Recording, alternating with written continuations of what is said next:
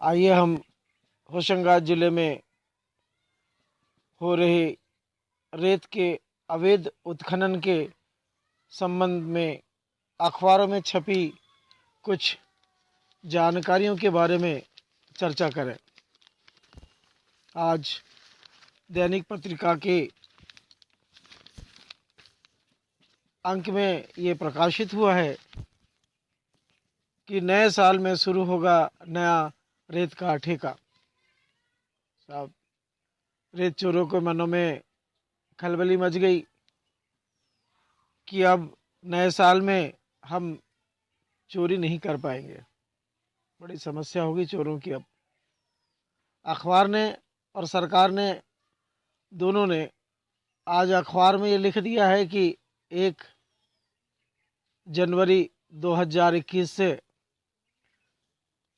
छत्तीसगढ़ की RK transport and construction limited company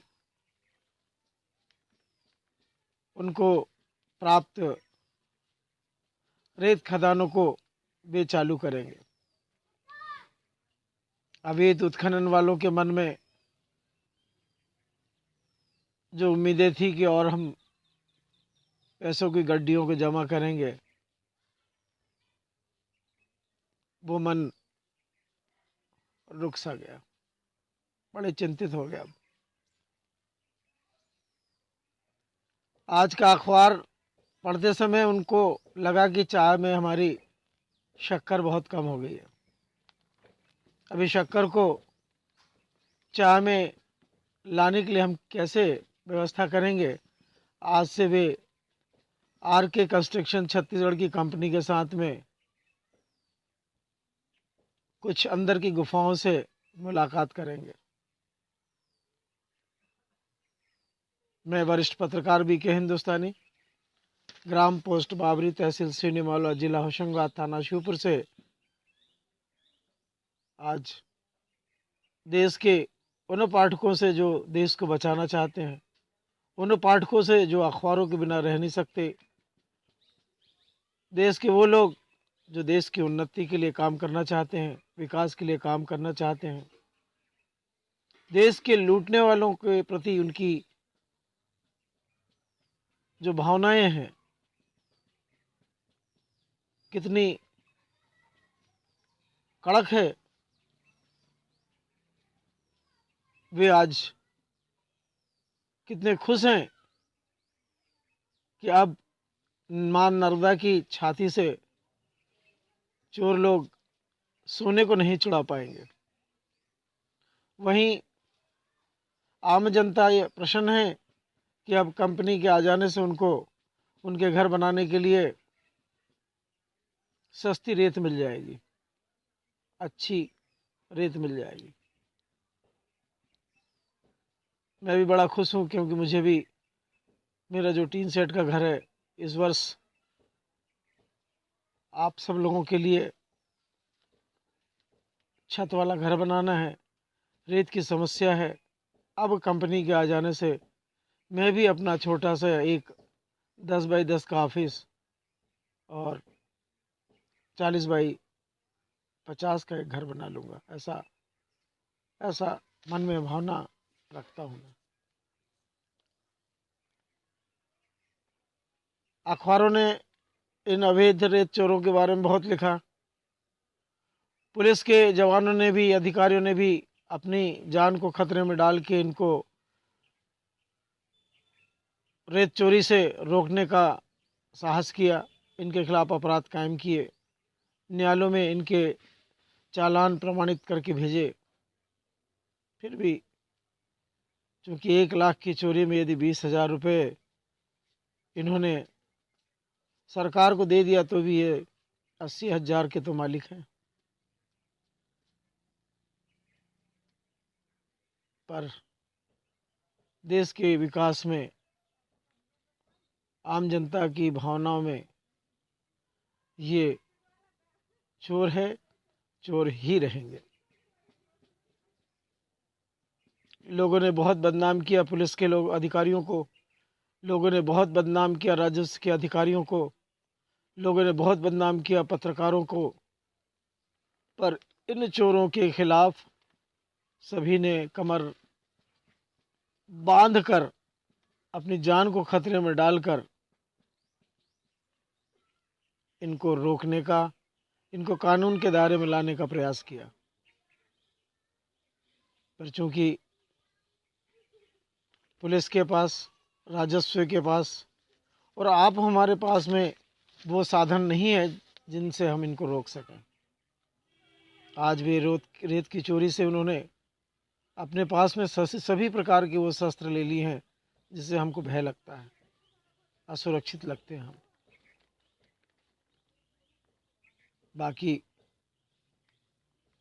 कानून की रक्षा में हम सब कंधे से कंधा लगाकर आज भी काम कर रहे हैं और कल भी करते रहेंगे। हम इनसे नहीं डरते हैं, हमारी पुलिस इनसे नहीं डरती है, राजस्व विभाग इनसे नहीं डरता है। सिर्फ डर हर इंसान को है तो वो उसका है जान का खतरा।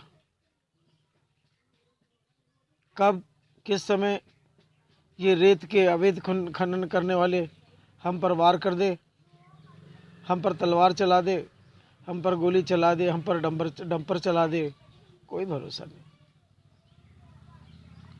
क्यों, कानून भी हमें, कानून की रक्षा करवाना भी हमारा फर्ज है और कानून लिखने वाले भी हम लोकसभा और विधानसभा में भेजे हुए सदस्य हैं। चूँकि सरकार हमको हर स्थान पर, हर जगह सुरक्षा प्रदान नहीं कर सकती है। हमें सुरक्षा अपनी स्वयं की करना पड़ेगा। पर आप और हम कानून को ध्यान में रखते हुए, सुरक्षा को ध्यान में रखते हुए इस अवैध चोरी को रोकने का प्रयास करते रहें और करते रहेंगे। दैनिक पत्रिका समूह के सभी पत्रकारों ने मध्य प्रदेश के अंदर में पाठकों को हर मिनट का, हर सेकंड का समाचार अखबारों के माध्यम से उनके अपने वेबसाइट से देने का प्रयास किया। वो देते रहते हैं। मध्य प्रदेश की कई जगहों में दैनिक भास्कर के पत्रकारों के साथ अभद्रता की गई, उनके कैमरे तोड़े गए, उनको धमकियां दी गई। फिर भी दैनिक पत्रिका के पत्रकार लोग अपने कर्तव्य के प्रति सजग रहे, सचेत रहे और पाठकों को सुबह उन्होंने वही समाचार बताया जो रात में चैनलों ने लिया था, इलेक्ट्रॉनिक मीडिया ने लिया था। वही प्रिंट मीडिया ने भी उनको दिखाया और जनता को बताया कि जो आप देख रहे थे वही हम लिख भी रहे थे।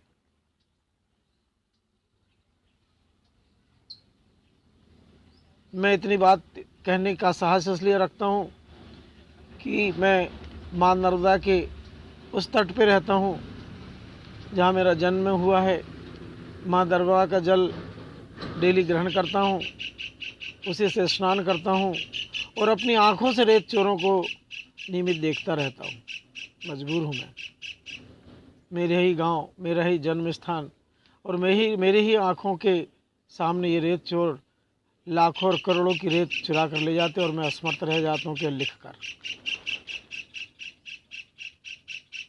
लिखकर और पढ़कर असमर्थ इसलिए हो जाता हूँ कि मेरे पास में इनको रोकने का साधन केवल एक है, तो वो मेरी कलम। मैंने पहले भी कह चुका, कलमकार, पुलिस, राजस्व कोई भी इनको रोकने में पीछे नहीं है, पर असमर्थ है। साधन नहीं है हमारे पास में उतने। जितने साधन इनके पास हैं उतने साधन हमारे पास में ना है, ना रहेंगे और ना सरकार हमको करके देगी। हमको मालूम है सरकार भी इन चोरों के साथ नहीं है। सरकार भी चाहती इनके ऊपर प्रतिबंध लगे, जनता के मन में सरकार के प्रति भरोसा बंधे। पर रात का अंधेरा किसी का नहीं होता है, ये आपको भी मालूम और मुझको भी मालूम है। केवल वो पुलिस वालों का, राजस्व अधिकारियों का, पत्रकारों का सोने का इंतज़ार करते हैं कि ये सो जाए तो हम जगकर अवैध खनन कर ले। और ऐसा हुआ है और होता है और हो रहा है, और कल रात में भी ऐसा ही हुआ। अचानक पुलिस की नींद खुली, राजस्व की नींद खुली। कई जगह डंपरों को पकड़ा, कई जगह को ट्रालियों को पकड़ा, कई जगह अवैध लोगों को पकड़ा।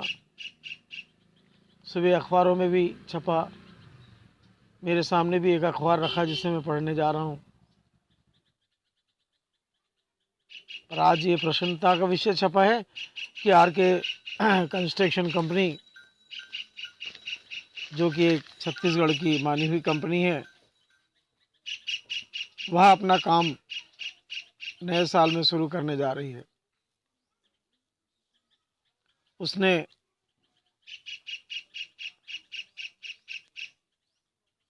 सरकार को 1.25 करोड़ रुपए की राशि जमा कराई है। आप सोचिए, 1.25 करोड़ रुपए कोई छोटी मोटी राशि नहीं होती है।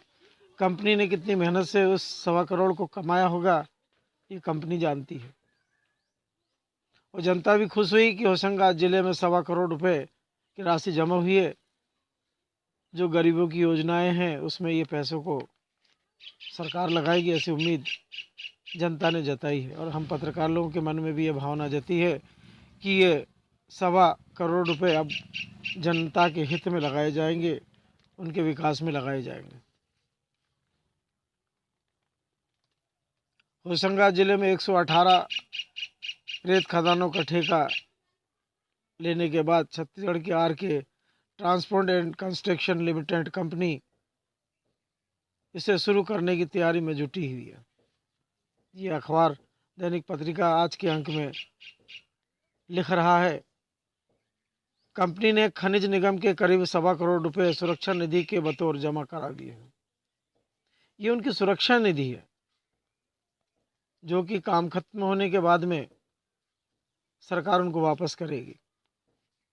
निगम और ठेका कंपनी के बीच अनुबंध की प्रक्रिया पूरी हो गई है। इसके बाद खनिज विभाग से भी इन खदानों के संचालन के लिए खनन योजनाएं तैयार कर वरिष्ठ कार्यालय को भेजी जा रही है। कंपनी 2 चरणों में खदानें चालू करेगी। पहले चरण में चालू दिसंबर माह के अंत व नए वर्ष 2021 की शुरुआत में 45 खदानों में खनन शुरू होगा।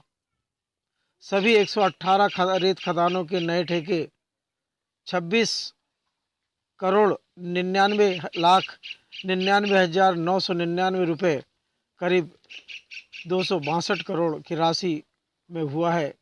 खदानों का सीमांकन हो चुका है। बता दें, प्रदेश के सबसे बड़े रेत कारोबार में होशंगाबाद जिला शुमार में है। यह विषय हमारे लिए गर्व का है। हम होशंगाबाद जिले के रहने वाले हैं। जन्म बाबरी घाट नर्मदा किनारे हुआ है। थाना मुझको सीपुर लगता है। हमको बड़ी खुशी होती है कि हम रेत बेचने के मामले में पूरे प्रदेश में नंबर में 1 में है और बहुत अच्छी रेत देते हैं हम। होशंगाबाद जिले के मजदूरों का व्यवहार, अधिकारियों का व्यवहार और यहाँ के रहने वालों का व्यवहार बड़ा मधुर है। ना कभी किसी से लड़ते हैं, ना किसी से झगड़ते हैं। समय पे यदि किसी ने पानी मांगा तो अपने गिलास का पानी भी दे देते हैं।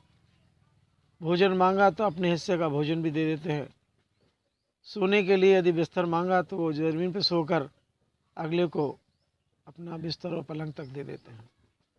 होशंगाबाद जिला, नर्मदा संभाग जिला एक ऐसा जिला है जो सभी आने वाले अतिथियों का दिल और मन से सम्मान करता है, तन से सम्मान करता है। यहाँ से भोपाल, इंदौर, देवास, धार, पीथमपुर सहित दूसरे पड़ोसी राज्यों यूपी, छत्तीसगढ़ और मध्य प्रदेश के सीमावर्ती जिलों में भी नर्मदा तवा की सोना कलर जैसी रेत सप्लाई होती है। राजकुमार नेमा, क्षेत्रीय प्रबंधक, मध्य प्रदेश खनिज निगम होशंगाबाद, काबिले तारीफ अधिकारी हैं। बड़ा अच्छा प्रबंधन है उनका और बड़े अच्छे ढंग से पूरे रेत खनन के मामलों को सुलझाते भी हैं और बड़े प्रेम से उनको समझाते हैं जो ये गलत कार्य कर रहे हैं, उन्हें रोकने का प्रयास करते हैं, समझाने का प्रयास करते हैं, अपने पूरे प्रबंधन को साथ लेकर विश्वास में लेकर कार्य करते हैं। शशांक शुक्ला जी, क्षेत्रीय प्रबंधक मध्यप्रदेश खनिज निगम होशंगाबाद, आप भी काफ़ी समय से होशंगाबाद जिले के प्रबंधन को संभाल रहे हैं। बड़ा ही अच्छा व्यवहार है। यदि कोई छोटा से छोटा पत्रकार भी यदि रात 2 बजे भी फ़ोन लगाता है कि भाई साहब अमुक जगह में अवैध खनन हो रहा है, वे अपने नींद को छोड़कर और उस क्षेत्र में जाकर अपनी शासकीय और कानूनी कार्रवाई को करते हैं और करते रहे हैं। मैं स्वयं भी राजकुमार नेमाजी से और शशांक शुक्ला जी से अखबारों के माध्यम से, चैनलों के माध्यमों से और व्यक्तिगत तौर से भी मिला हूँ, पर चूँकि मैं खोजी पत्रकार हूँ, स्वतंत्र पत्रकार हूँ, नेमा जी के पास में और शुक्ला जी के पास में बहुत कम जाता हूँ। पर जब भी जाता हूँ तो मेरी मुलाकात 1 मिनट या 1 सेकंड की रहती है। मैं वरिष्ठ पत्रकार BK हिंदुस्तानी, ग्राम पोस्ट बाबरी, तहसील सीनीमाला, जिला होशंगाबाद, मध्य प्रदेश, थाना श्योपुर से यह प्रमाणित जानकारी आपको चैनलों के माध्यम से प्रस्तुत कर रहा हूँ। जय हिंद, जय भारत।